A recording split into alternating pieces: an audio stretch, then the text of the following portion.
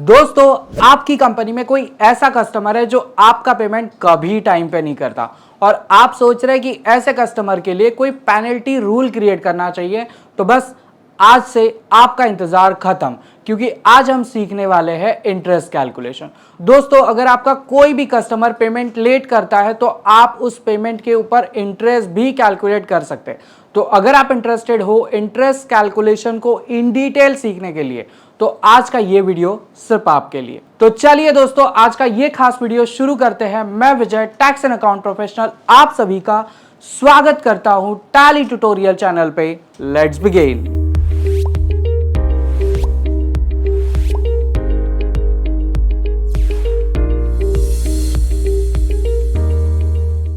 दोस्तों, हमारा पहला टॉपिक जो है वो है चैप्टर नंबर 1, जहां पे हम कंपनी क्रिएशन को सीखने वाले। दोस्तों, हमारे बहुत सारे स्टूडेंट है जो फ्रेशर है, मतलब अभी अभी उन्होंने उनका कॉलेज जो है वो कंप्लीट किया है या मोस्टली कॉलेज में है, तो उनको टैली में कंपनी क्रिएशन नहीं आता। इसलिए हमने ये पहला टॉपिक रखा है जहाँ पे हम कंपनी क्रिएशन से शुरुआत करेंगे। तो कैसे किया जाता है कंपनी क्रिएशन, कौन कौन सी चीज़ों की ज़रूरत होती है, ये सारी चीज़ें आपको इस नोट्स में मिलने वाली है। तो कैसे किया जाता है, चलिए देखते हैं। थोड़ा सा नोट्स को स्क्रॉल करते हैं। यहाँ पे आप देख पाएंगे कि मैंने कंपनी क्रिएशन के लिए बहुत सारी डिटेल्स प्रोवाइड करके रखी है, जैसे कंपनी का नाम, कंपनी का address, state, country, pin code, phone number, telephone number और बहुत कुछ। तो बस इसी सारी डिटेल्स को आपको सिंपली टैली के कंपनी क्रिएशन वाले फॉर्म में अपडेट करना है। तो चलिए टैली की तरफ बढ़ते हैं और वहाँ पे इस सारी डिटेल को अपडेट करते हैं और अपनी नई कंपनी क्रिएट कर लेते हैं। तो चलिए टैली की तरफ। दोस्तों, टैली में आ जाने के बाद आपको कंपनी क्रिएट करना है। तो क्रिएट करने के लिए आपको यहाँ पे ऑप्शन दिख जाएगा क्रिएट कंपनी का। यहाँ पे सिंपली आप एंटर करेंगे। एंटर करने के बाद आपको एक कंपनी क्रिएशन का फॉर्म खुल जाएगा और इस फॉर्म में मैंने जो भी डिटेल आपको नोट्स में दे के रखी है वो एज इट इज़ आपको फिल करनी है।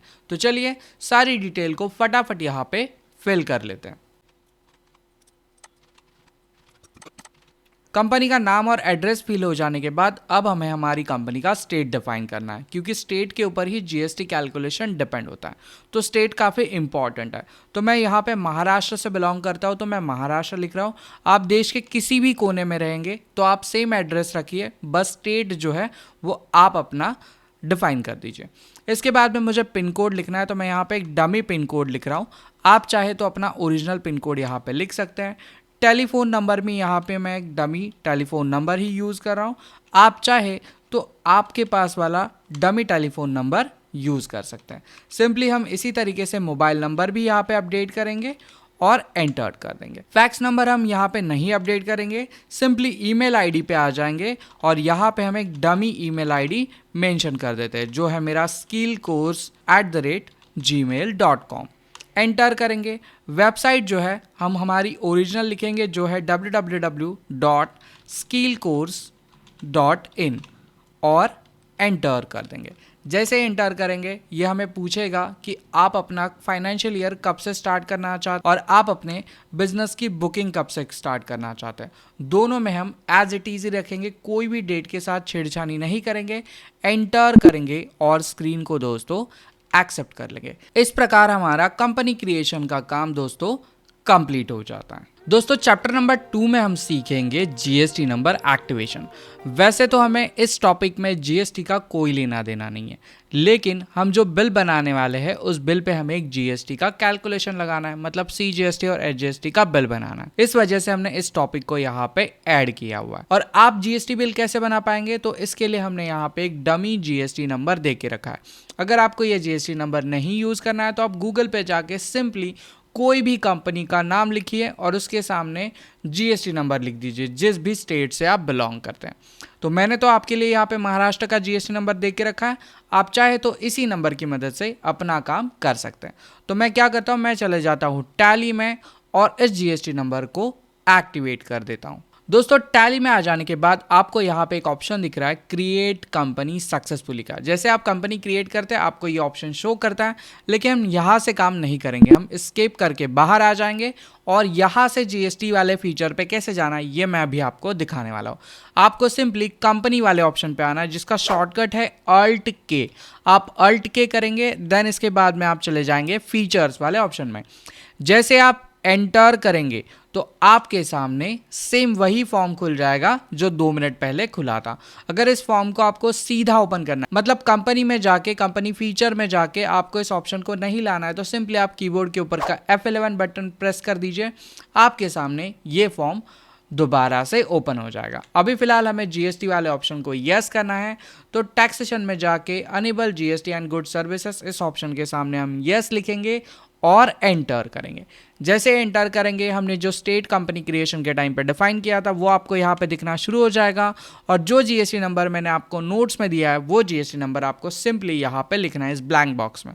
तो मैं लिख देता हूँ। नंबर लिखने के बाद सिंपली हमें एंटर एंटर एंटर करते हुए आगे बढ़ना है और स्क्रीन को एक्सेप्ट कर देना है। इस प्रकार दोस्तों हमारा कंपनी क्रिएशन में जीएसटी नंबर एक्टिवेशन का काम कंप्लीट हो जाता है। दोस्तों नेक्स्ट चैप्टर जो है हमारा वो है इंटरेस्ट कैलकुलेशन का एक्टिवेशन। कैसे करना है चलिए देखते हैं। सबसे पहले हमें क्या करना है, कंपनी ओपन कर लेना है और कंपनी में F11 फीचर में चले जाना है। तो चलिए सीधा मैं आपको टैली में ही लेके जाता हूँ और इस चीज़ को प्रैक्टिकली करके दिखाता हूँ कि कैसे एक्टिवेट किया जाता है इंटरेस्ट कैलकुलेशन। दोस्तों टैली में आ जाने के बाद अब आपको कीबोर्ड के ऊपर का F11 बटन प्रेस करना है, जिससे आप कंपनी फीचर वाले ऑप्शन पे आ जाएंगे। यहाँ पे आने के बाद आपको बैकस्पेस की मदद से शो मोर फीचर इस ऑप्शन पे आ जाना है। यहाँ पे आप आने के बाद आपको सिंपली यस कर देना है। जैसे आप यस करेंगे आपको यहाँ पे अकाउंटिंग ऑप्शन में अनेबल इंटरेस्ट कैलकुलेशन इस ऑप्शन के सामने यस कर देना है और एंटर करके स्क्रीन को एक्सेप्ट कर देना है। आप चाहे तो कंट्रोल ए भी कर सकते हैं। इतना करने के बाद आपके कंपनी में इंटरेस्ट कैलकुलेशन जो है वो एक्टिवेट हो जाएगा। अब हमें सिंपली एक पार्टी का लेजर क्रिएट करना है जहां पे हम इस इंटरेस्ट कैलकुलेशन को चेक करेंगे। तो चलिए नोट्स की तरफ बढ़ते हैं। दोस्तों नोट्स में आ जाने के बाद मैंने आपके लिए यहाँ पे एक डमी पार्टी रेडी रखी हुई है। तो हमें कौन कौन सी चीज़ों पे ध्यान देना है, सबसे पहले हमें अपनी पार्टी को डिफाइन करना है, उसके बाद में उसका अंडर ग्रुप लिख देना है, maintain bill bye bill option को यस कर देना है। इसके बाद में आपको क्रेडिट पीरियड डिफाइन करना है, मतलब आप कितने दिनों के लिए उनको उधारी पे माल देना चाहते हैं और कौन से डेट से आप यहाँ पे इंटरेस्ट कैलकुलेशन करना चाहते हैं, ये आपको डिफाइन करना है। देन इसके बाद में check for credit day during the voucher entry, इस ऑप्शन को आपको यस करना है और फाइनली इंटरेस्ट कैलकुलेशन वाले ऑप्शन को यस कर देना है। तो चलिए टैली में चलते हैं और टैली में जाने के बाद एबीसी कंपनी का लेजर क्रिएट कर लेते हैं। दोस्तों टैली में आ जाने के बाद आपको गेटवे ऑफ टैली में मास्टर्स में क्रिएट वाले ऑप्शन पे आ जाना है। यहाँ पे आने के बाद आप लेजर वाले ऑप्शन पे आ जाएंगे।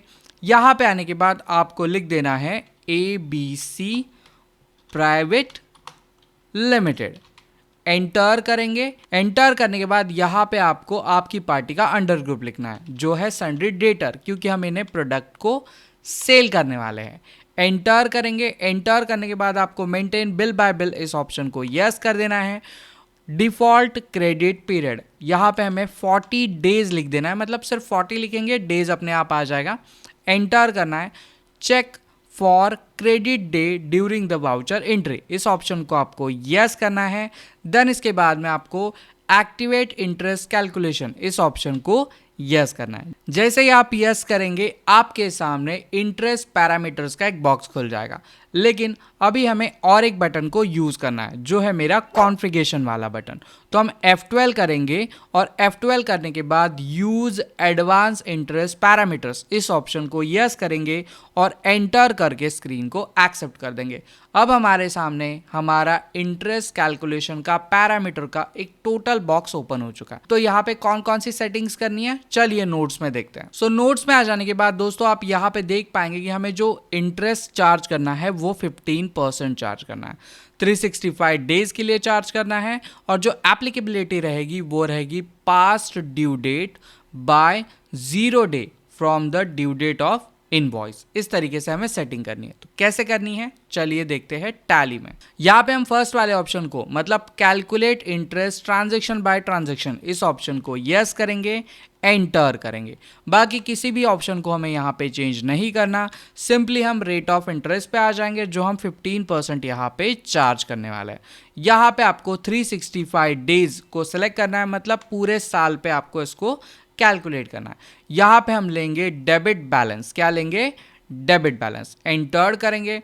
एप्लीकेबिलिटी जो रहेगी हमारी पास्ट ड्यू डेट, इस ऑप्शन को हम चूज करेंगे, एंटर करेंगे और यहाँ पे आपको ऑप्शन को चूज करना है due date of invoice reference, enter करेंगे। अगर आपको राउंडिंग करनी है तो यहाँ पे आप नॉर्मल राउंडिंग या कोई और ऑप्शन को चूज कर सकते हैं। मैं फिलहाल यहाँ पे नॉट एप्लीकेबल करूंगा और एंटर करके स्क्रीन को एक्सेप्ट कर दूंगा।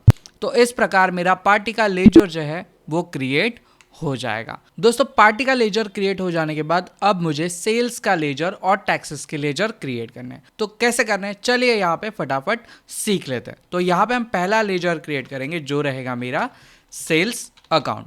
तो यहाँ पे सेल्स अकाउंट लिख दिया, इसका अंडर ग्रुप जो रहेगा वो रहेगा सेल्स अकाउंट। एंटर करेंगे, एंटर करने के बाद आपको टाइप ऑफ लेजर को नॉट एप्लीकेबल करना है। इंटरेस्ट कैलकुलेशन हमें यहाँ पे ज़रूरत नहीं है, एंटर करेंगे।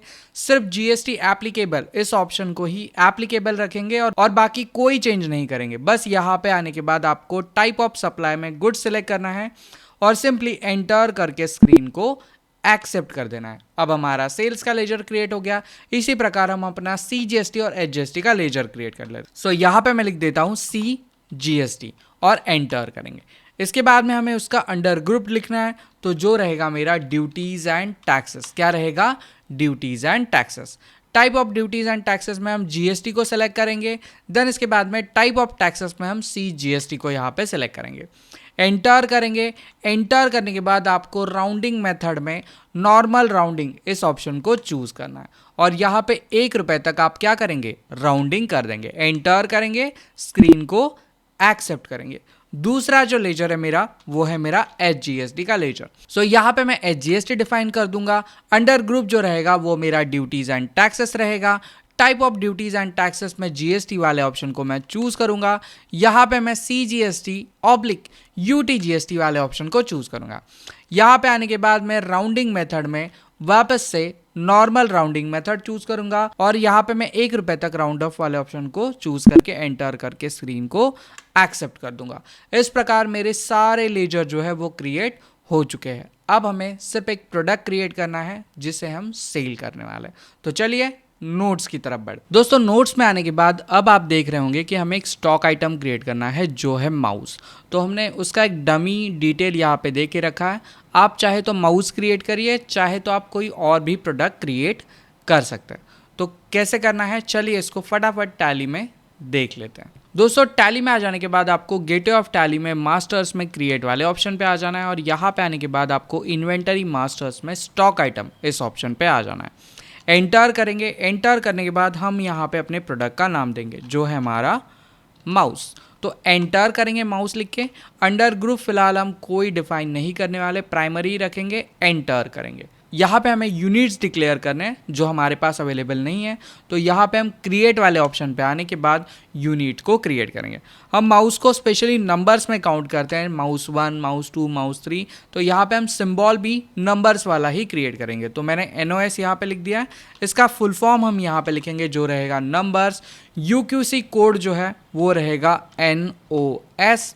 एंटर करेंगे और डेसिमल डिफाइन करेंगे 2, एंटर करेंगे, एंटर करेंगे। इसके बाद में GST एप्लीकेबिलिटी को हमें एप्लीकेबल करना है, एंटर करना है। HSN डिटेल में हमें स्पेसिफाई डिटेल हेयर इस ऑप्शन को चूज करना है। यहाँ पे हम simply dummy HSN number declare करेंगे, एंटर करेंगे। यहाँ पे हमें GST रेट्स को भी स्पेसिफाई डिटेल हेयर इस ऑप्शन को चूज करना है। टैक्सेबिलिटी टाइप को हमें टैक्सेबल सिलेक्ट करना है और GST रेट्स को हमें यहाँ पे 18% डिफाइन कर देना है। टाइप ऑफ सप्लाई को हमें गुड्स यहाँ पे सिलेक्ट करना है और सिंपली एंटर करके हमें क्वांटिटी वाले ऑप्शन पे आ जाना है। दोस्तों हम परचेज की कोई एंट्री पास करने वाले नहीं है, सीधा सेल्स करने वाले हैं। इसलिए हमारा जो बिल है वो निगेटिव क्वांटिटी शो ना करे, इसलिए हम यहाँ पे ओपनिंग में कुछ स्टॉक आइटम लिख देंगे। जैसे मैं यहाँ पे 100 स्टॉक आइटम लिख रहा हूँ और इसका रेट जो रखेंगे हम रखेंगे 160 रुपीज़। मतलब 16,000 रुपये के प्रोडक्ट जो है वो मेरे पास अवेलेबल है, ऐसा हम यहाँ पे डिक्लेयर कर रहे हैं। बाकी किसी भी चीज़ को हम यहाँ पे चेंज नहीं कर रहे हैं, सिंपली एंटर करके स्क्रीन को एक्सेप्ट कर रहे हैं। तो इस प्रकार हमारा पूरा क्रिएशन का काम कंप्लीट हो जाता है, जहां पे हमने लेजर क्रिएशन, टैक्सेशन क्रिएशन और स्टॉक आइटम क्रिएशन का काम कंप्लीट कर लिया। अब हमें सिंपली एक सेल्स की एंट्री पास करनी है। तो चलिए नोट्स की तरफ चलते हैं और देखते हैं कि किस प्रकार के हमें एंट्री यहाँ पे पास करनी है।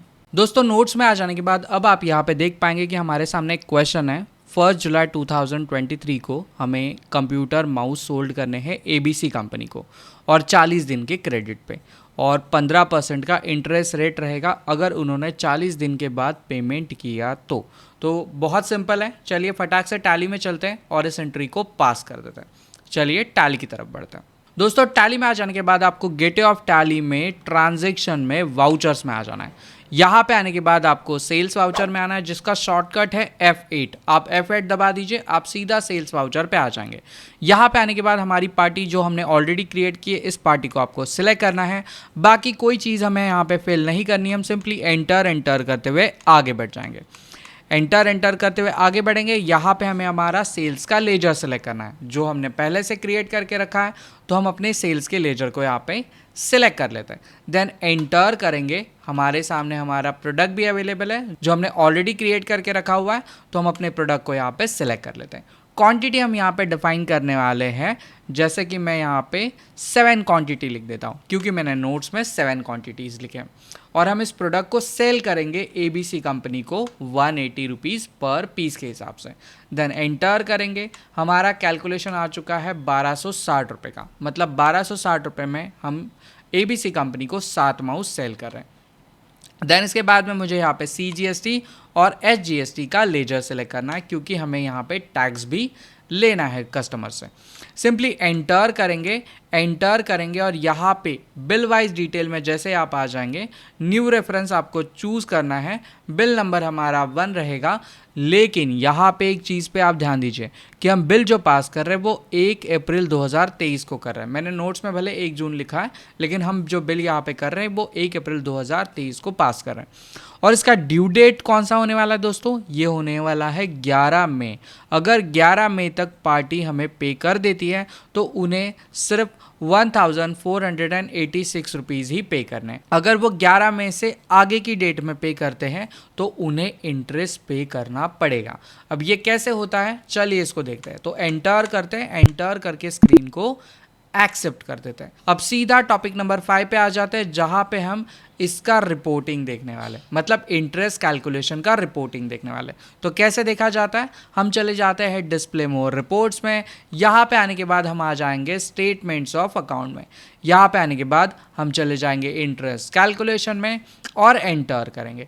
हमें रिसीवेबल वाला पेमेंट देखना है, क्योंकि हमने सेल किया है और अभी हमें पैसा मिलना था। तो इंटरेस्ट ऑन रिसीवेबल इस ऑप्शन को हम चूज़ करेंगे। अभी फ़िलहाल हमें यहाँ पे कुछ नहीं दिख रहा, क्योंकि हमारा जो डेट है वो 1 अप्रैल ही यहाँ पे शो हो रहा है। अब हमें क्या करना है, हमें डेट को थोड़ा आगे लेके जाना है। तो हम Alt F2 की मदद से पीरियड वाले ऑप्शन को सिलेक्ट करेंगे और यहाँ पे हम लिख देंगे, जैसे मैं लिखता हूँ 1 जून, है ना, 1 जून लिख देते हैं, एंटर करते हैं।